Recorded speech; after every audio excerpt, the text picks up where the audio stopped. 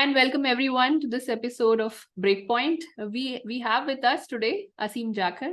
Hi Aseem, welcome to Breakpoint. Hi Neelu, thank you so much for having me for the session. So we are here in the rapid fire section. So we'll have some fun questions for Aseem and let's see how he takes those up. First question, Aseem, coming your way. Being myself from Null, I wanted to know you. You founded Null and you founded Nullcon as well.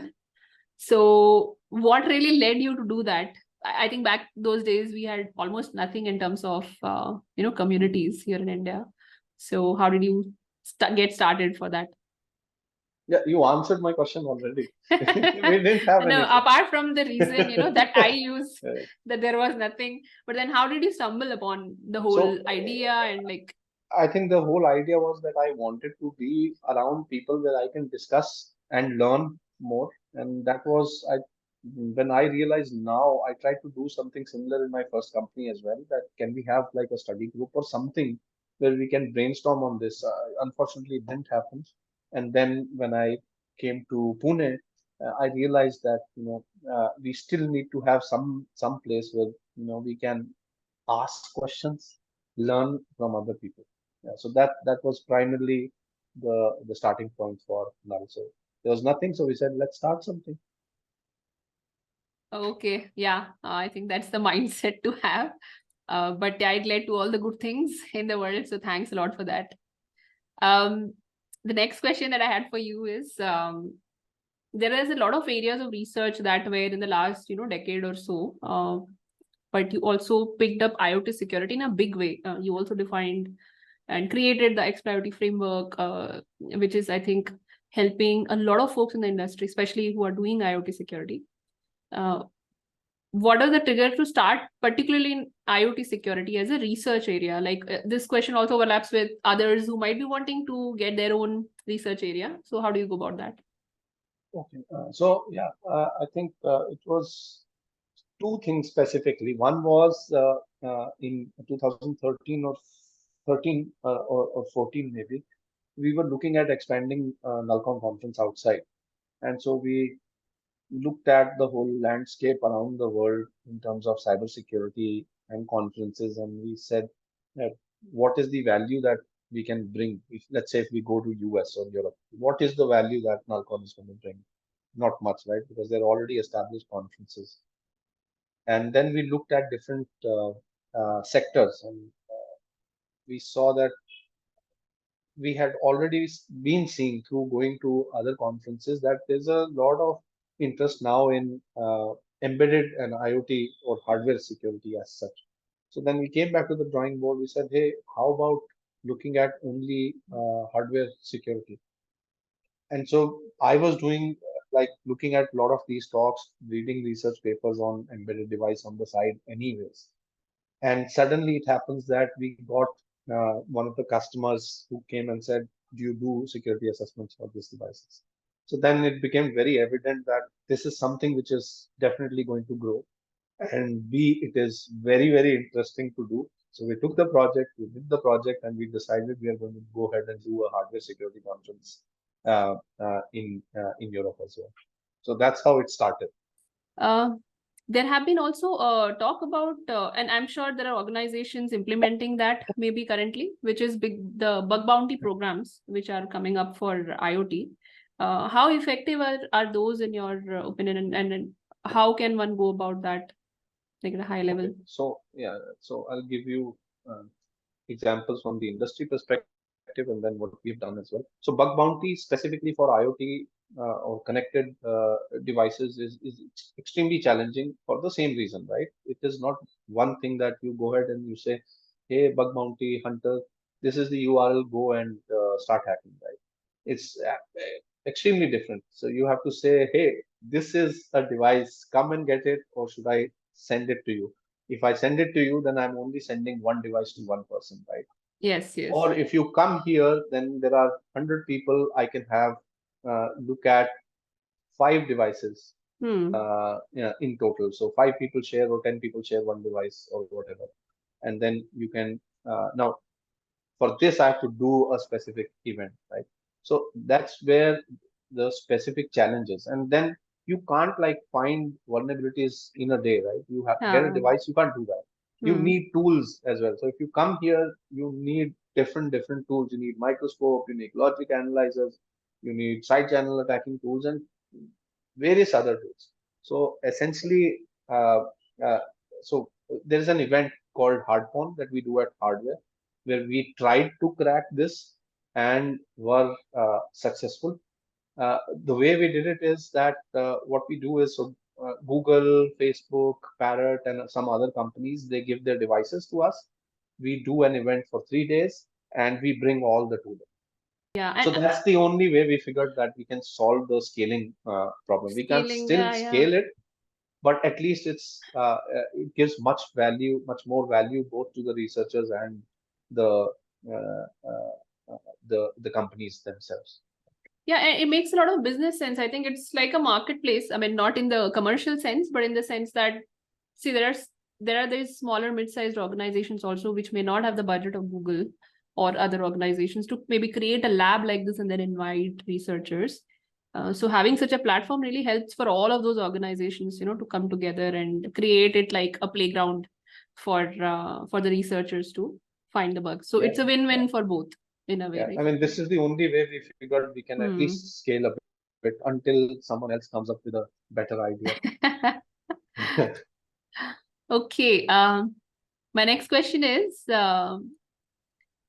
you have, when I was actually introducing you also, I intentionally just had a few, I think a couple of lines only. There is your career and your profile extends much beyond what I introduced about, and the underlying theme is that you have been a creator, you have been a founder all across. So given that the current mindset that we have, which is quite positive in terms of creating and founding also, I think it wasn't the case when you were starting up things, but as of today it is quite positive. So for all of these new age entrepreneurs who are creating in the security space, or are founding companies, what is your mantra? Because you've created so many things, it's difficult to even count those. So what's your mantra? I, I don't know if there's anything. I just go with You the know, flow. I'll not take that for an answer. So I think it's more to look at a very deeper level or a low level. I would say just look at something that makes you happy and is viable as well. Like, don't say that I'm going to, go to the moon without wearing a suit. That's not feasible. But if there is something which you think is feasible, achievable, and it is going to make you happy every day at least, I think you should go for it. Whether I didn't like start my career to become an entrepreneur. Right? If null hadn't happened, I would still be working somewhere. I don't know, probably high salary, low salary. I still don't know.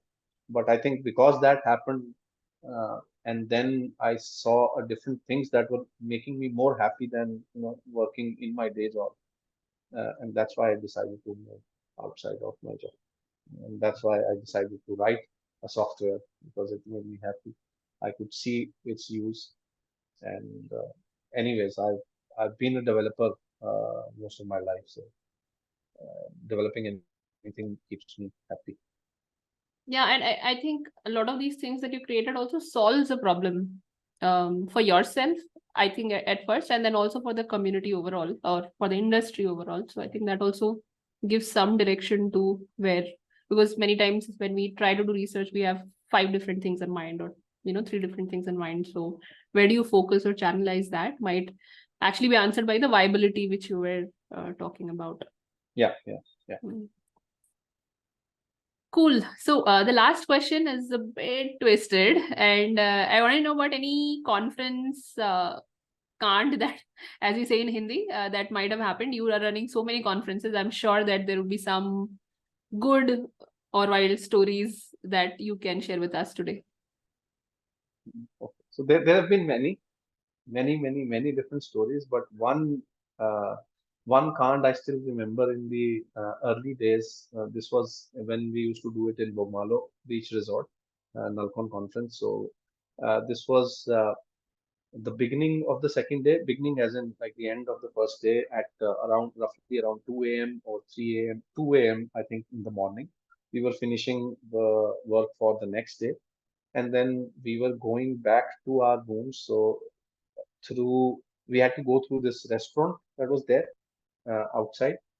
And while we are going, we heard noise. Somebody says, "Yeah, help me, help me." And we were looking under the table and we saw this guy like sitting under the table hiding. So what happened? Then he came out and he said, "They're going to kill me. They're going to kill me." I said, Oh "Who's going God. to kill me?" No, no. What happened? He said, I was sitting with another attendee. I think that attendee was from somewhere, either South Africa or somewhere else. And they got high, and this other guy had an argument with someone they were sitting in a bar outside with locals, and that's how it Okay. started. And then they had some fist fights, and then the locals gathered, and he said now they've got all sorts of weapons, swords, and everything, and they're coming to Okay. kill us. So he said, "Okay, you be patient. Just lie down under the table here. Only don't make any noise. We'll go and check." So when we went towards the reception, the hotel staff was standing outside, and there was security on the gate. They had locked the gate, and they were like around 20, 30 locals gathered with swords and with different weapons, wanting to asking them to send the guy. But eventually, the hotel staff helped because they were also locals, and so they just dispersed. But that one hour was very, very painful in terms of what will happen if they kill this guy. What are we going to do? Right? We can't protect him, right? There are like 20, 30 people with weapons, but that eventually died down and they went back. This guy came uh, came on the second day of the conference as well. The claim to fame for, I'm just imagining for Nalcon would be the sword fights and things like that. Like the Kaleri paired to in the place where you have paired to guys, right? But thanks for sharing that. Cool. I think that's all the questions that we had in the rapid fire today. Thanks for joining us in Breakpoint, Aseem. Thank you so much for having me at Breakpoint, Neeli. Thank you. Appreciate it. Thank you. See you everyone. Bye-bye. Bye.